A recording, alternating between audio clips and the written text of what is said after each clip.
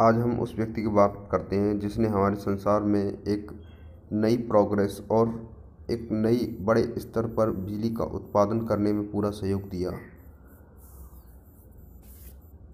जिनका नाम था माइकल फैराडे। माइकल फैराडे एक एफआरएस एक इंग्लिश साइंटिस्ट थे। एफआरएस जो है उसका मतलब होता है फेलोशिप रॉयल सोसाइटी, एक सोसाइटी से रिलेटेड है। फैराडे ने इलेक्ट्रोमैग्नेटिज्म और इलेक्ट्रोकेमिस्ट्री के स्टडी में योगदान कंट्रीब्यूटेड दिया। विद्युत चुम्बकत्व व विद्युत रासायनिक में उन्होंने अपना पूरा स्टडी या अध्ययन करने में पूरा योगदान दिया था। फैराडे का जन्म 22 सितंबर 1791 को लंदन, इंग्लैंड के यूके में हुआ था। फैराडे की नेशनलिटी ब्रिटिश थी। इनका प्रोफेशन, इनका जॉब वैज्ञानिक और केमिस्ट रासायनिक वैज्ञानिक ही था। इनके पिता जेम्स फैराडे एक लोहार ब्लैक स्मिथ और उनकी मां मार्गरेट हेस्टवेल किसी के यहाँ नौकरी करती थी। कहने का मतलब है इनके माता पिता या इनकी फैमिली अति गरीब परिवार से थे। और फैराडे ने 13 साल तक एक लोकल स्कूल में स्टडी की और बेसिक एजुकेशन प्राप्त की थी। फैराडे ने 13 साल तक एक लोकल स्कूल में पढ़ाई की और वहाँ पर सामान्य एक शिक्षा प्राप्त की थी। फैराडे के परिवार की गरीबी हालत के कारण ये एक बुक स्टोर पर एक डिलीवरी बॉय का कार्य करते थे। मतलब बुक जो हुआ करती थी किसी कस्टमर के यहाँ पहुँचाना और उनसे बाइंडिंग कराने के लिए लेके आना, इस तरीके से ये वर्क किया करते थे। कुछ समय बाद ये बुक बाइंडर की शॉप पर बुक बाइंडिंग ट्रेनिंग लेने लगे और उनकी सैलरी मिलती थी। जब किसी के यहाँ बुक स्टोर पर डिलीवरी का वर्क करते थे, उन्होंने देखा कि लड़का अच्छा है और अच्छा मेहनती है, इंटरेस्टेड है, तो उन्होंने उनकी सहयोग के लिए उन्होंने बुक बाइंडिंग करने के पर्पज से ट्रेनिंग देने के लिए उन्होंने उसको रख लिया और कुछ सैलरी भी दिया करते थे। फैराडे हमेशा दुनिया के बारे में अबाउट ऑफ द वर्ल्ड अधिक जानने के लिए उत्सुक थे। यह फैराडे ऐसे इंसान थे जो दुनिया के बारे में जानने के लिए बहुत ज़्यादा इंटरेस्ट रखते थे। और आपको बताते हैं कि ऐसा इंसान ही ज़िंदगी में आगे कुछ कर के दिखा पाता है जो इंटरेस्ट रखता है किसी भी चीज़ को पाने का, किसी भी चीज़ को अधिक जानने का, चाहे वह विद्यार्थी हो चाहे वह कोई भी क्यों ना हो, वही अच्छा कर पाता है। और जो इंटरेस्ट ही नहीं रखता उसका तो भगवान ही भरोसा होता है। वे शॉप पर बुक बाइंडिंग करने के बाद खाली समय में बुक्स को रीड करने लगे। वे साइंस में ज़्यादा इंटरेस्ट लेने लगे और कहा जाता है कि स्पेशल उन्होंने 2 बुक्स में इम्प्रेस किया, 2 बुक ने उन्होंने प्रेरित किया। एक तो एनसाइक्लोपीडिया ब्रिटानिका और दूसरी थी रसायन विज्ञान पर बातचीत थी। फैराडे ने जो पढ़ा उसी पर रिसर्च करना स्टार्ट कर दिया और अपने वेतन के बचे कुछ हिस्से से ये सब किया। एक दिन ये बुक बाइंडिंग शॉप पर कार्य कर रहे थे, तभी एक ग्राहक विलियम डांस ने कहा, आज रॉयल इंस्टीट्यूशन में सर हम्फ्री डेवी आ रहे हैं, जिससे सुनने व देखने के लिए आपको टिकट चाहिए। तो एक रॉयल इंस्टीट्यूशन जो था, रॉयल संस्थान थी, उस समय मानी संस्थान थी ब्रिटिश में। और वहाँ पर महान वैज्ञानिक जो हुआ करते थे वो वहाँ पर अपना भाषण देने, लेक्चर देने और प्रैक्टिकल वगैरह करने आया करते थे, जिससे लोग टिकट खरीद कर उनको देखने जाया करते थे। तो उस समय इनकी दुकान पर एक या जो बाइंडिंग शॉप पर वो विलियम डांस आए। उन्होंने कहा कि भाई आपको यहाँ चलना है तो टिकट चाहिए, तो बोलिए। तो उस समय कहा जाता है सर हम्फ्री डेवी एक महान वैज्ञानिक थे, महान वैज्ञानिक थे। फैराडे ने उत्सुकता से टिकट खरीदा और उनको सुना और उनके लेक्चर व प्रैक्टिकल से रिलेटेड 300 पेज की हैंड रिटन नोट्स बनाए। जब फैराडे वहां गए तो उन्होंने बड़ी उत्सुकता से उन हम्फ्री डेवी को सुना और उनके लेक्चर के प्रैक्टिकल रिलेटेड 300 पेज की हैंड रिटन बुक नोट्स बना दिए। ये 300 पेज नोट्स फैराडे ने सर हम्फ्री डेवी को भेजा और उन्हें भेंट किया। हम्फ्री डेवी को भेजा और उन्होंने भेंट किया। ऐसा क्यों? क्योंकि फैराडे हमेशा आगे बढ़ना चाहते थे और जब कोई व्यक्ति अगर आगे बढ़ना चाहता है तो वो है अपने से अधिक बुद्धिमान व्यक्ति के सामने झुककर या उस व्यक्ति को इम्प्रेस करके उसके संपर्क में रहकर वह उनसे अच्छी नॉलेज प्राप्त कर सकता है। वही फैराडे ने किया। फैराडे अधिक दिमाग रखने वाले व्यक्ति थे। उसी समय एक प्रैक्टिकल करते समय सर हम्फ्री डेवी की चोट आ गई और उन्होंने एक असिस्टेंट की रिक्वायर्ड थी। तो उसी दौरान जो देखो संयोगवश कैसा हुआ, हम्फ्री डेवी को चोट लग गई और उन्हें एक असिस्टेंट की रिक्वायर्ड थी। सर हम्फ्री डेवी ने एक पत्र लिखा और कहा सर हम्फ्री डेवी ने एक पत्र लिखा और कहा आपको केमिस्ट्री असिस्टेंट की नौकरी करना चाहते हो। ऐसा पत्र हम्फ्री डेवी ने इसलिए लिखा क्योंकि उस व्यक्ति से वह इम्प्रेस हो गई जिसने उसके लेक्चर सुना, 300 पेज के नोट्स की एक बुकलेट बना के उनके पास भेजी। फैराडे ने 1 मार्च 1813 को एक 21 आयु में ग्रेट ब्रिटेन के रॉयल इंस्टीट्यूशन में डेवी सर के साथ वर्क करना स्टार्ट कर दिया। कुछ समय बाद फैराडे डेवी सर का पूरा काम संभालने लगे।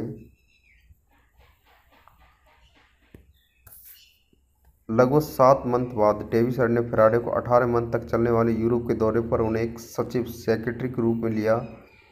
इस यूरोप के दौरे में एड्रे मैरी एम्पियर व एलेसेंड्रे वोल्टा से मुलाकात हुई और उनसे बहुत कुछ सीखा। कहने का मतलब वह अब उनके गुरु प्रकार से रहे, उनसे वह लेक्चर क्लास लेते रहे।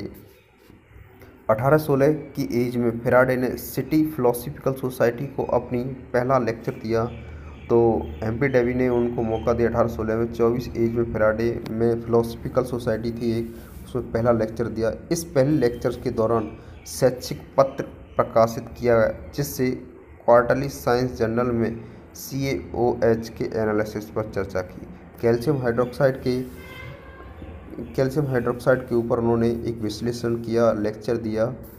1821 में 29 एज में सदन के अधीक्षक, सुप्रिटेंडेंट ऑफ द हाउस और रॉयल इंस्टीट्यूशन की लेबोरेटरी में प्रमोट किया गया।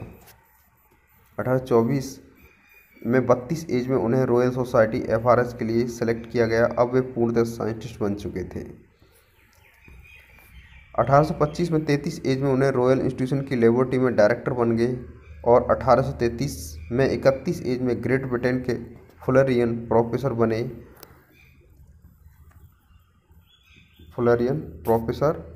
और लाइफ के एंड तक इसी पोस्ट पर बने रहे। उसके बाद 1843 में 54 एज में, फिर 1858 में रॉयल सोसाइटी के प्रेसिडेंट की उन्होंने पेशकश की, लेकिन उनको ठुकरा दिया। ठुकराने की वजह बताई जाती है कि वह एक लो कास्ट से बिलोंग करने वाले व्यक्ति थे और अच्छी रॉयल सोसाइटी में वह उनको प्रेसिडेंट बनाना इम्पॉसिबल था। अब देखते हैं कि इनकी खोज क्या क्या थी। तो देखें, इनकी खोज जो थी वो खोज ये है। पहली खोज थी इनकी इलेक्ट्रोमैग्नेटिक रोटेशन, विद्युत चुम्बकीय घूर्णन, जिसके बारे में उन्होंने आविष्कार किया 1821 में। उसके बाद में gas visualization and refrigeration, gas का द्रवीकरण व प्रशीतक बोल सकते हैं 1823 में। फिर बेंजीन डिस्कवरी, बेंजीन नामक पदार्थ है, उसको जो रासायनिक खाद्य पदार्थों में उपयोग में ली जाती है, उनमें बेंजीन नामक रासायनिक पदार्थ का C6H6 जो रासायनिक सूत्र होता है वो उसकी खोज की 1825 में। उसके बाद इलेक्ट्रोमैग्नेटिक इंडक्शन, आप सभी जानते हो इलेक्ट्रोमैग्नेटिक इंडक्शन जैसे ही जिक्र हुआ तो आपकी मोटर, ट्रांसफार्मर, आपका जनरेटर, अल्टरनेटर, इन सब के बारे में जिक्र होने लग जाता है। और आपको पता है इलेक्ट्रिसिटी के लिए इस वर्ड का कितना बड़ा इम्पोर्टेंस है। तो 1831 में इलेक्ट्रोमैग्नेटिक इंडक्शन की खोज कर डाली, जिसने पूरे संसार में एक नई क्रांति ला दी और बहुत बड़े स्तर पर विद्युत का उत्पादन होने लगा। नेक्स्ट है फैराडे इलेक्ट्रोलाइसिस रूल्स। फैराडे के विद्युत अपघटन के नियम 1834 में बने। उसके बाद में inventions of Faraday cage, Faraday ने जो केज का आविष्कार किया, जैसे कि एक कार है, उस कार के ऊपर जब सभी चार्ज जाते हैं तो वो कलेक्ट हो जाते हैं, उससे रिलेटेड वह बातें उन्होंने बताई जो एक आविष्कार के रूप में थी। नेक्स्ट था discovery of Faraday effect. Faraday effect का मतलब फैराडे प्रभाव की खोज की इन्होंने 1845 में, जिसको मैग्नेटो ऑप्टिकल इफेक्ट भी कहा जाता है। नेक्स्ट आता है डिस्कवरी ऑफ मैग्नेटाइज और डायामैग्नेट जिसको बोलते हैं, उसकी 1845 में इन्होंने खोज कर डाली। इन्होंने जो अवार्ड प्राप्त की रॉयल सोसाइटी, इनके जो अवार्ड थे वो अवार्ड थे इनके रॉयल सोसाइटी बेकरियन मेडल 1829 मिले, कॉपले मेडल 1838 मिला, फिर 1832 में 32 में मिला था, 38 में मिला था। रॉयल मेडल 1840 1835 दोनों में मिले। रमफोर्ड मॉडल 1840 मिले और अल्बर्ट मेडल 1866 में मिले। इनकी डेथ 25 अगस्त 1867 Hampton court palace United kingdom में हुई थी। तो आपको इस वीडियो में अच्छी तरीके से समझ में आया होगा कि माइकल फैराडे ने कौन कौन से इन्वेंशंस, आविष्कार, डिस्कवरी की, उनकी बायोग्राफी के बारे में भी जाना कि कैसे एक गरीब व्यक्ति ने, एक गरीब परिवार से बिलोंग करने वाले व्यक्ति ने एक सीढ़ी दर सीढ़ी अपने आप को साबित किया और संसार में एक महानतम विज्ञान के रूप में सबके सामने पेश किया। तो कहते हैं कि सेक्रीफाइस कम्स बिफोर सक्सेस, त्याग के बाद ही सफलता प्राप्त होती है। और मेरा ये सभी से यही कहना है कि अगर आप लाइफ में आगे बढ़ना चाहते हो तो हमेशा जो भी आप लोग अपने आप को तैयार करने में इन्वेस्ट करते हो तो उस पर ध्यान न देकर अपनी स्किल्स को बढ़ाने पर ध्यान दें। जैसे आज माइकल फैराडे ने अपना नाम उजागर कर दिया, अपनी सैलरी से, अपने वेतन से, अपने ऊपर इन्वेस्ट करके अपने आप को साबित किया। तो गाइज, आपको मेरा वीडियो शायद अच्छा लगा होगा। वीडियो अगर अच्छा लगा है तो लाइक करें, सब्सक्राइब करें और उन ज़रूरतमंद लोगों को तक पहुँचाएँ जो इस प्रकार की नॉलेज को पसंद करते हैं। So guys, thanks for watching.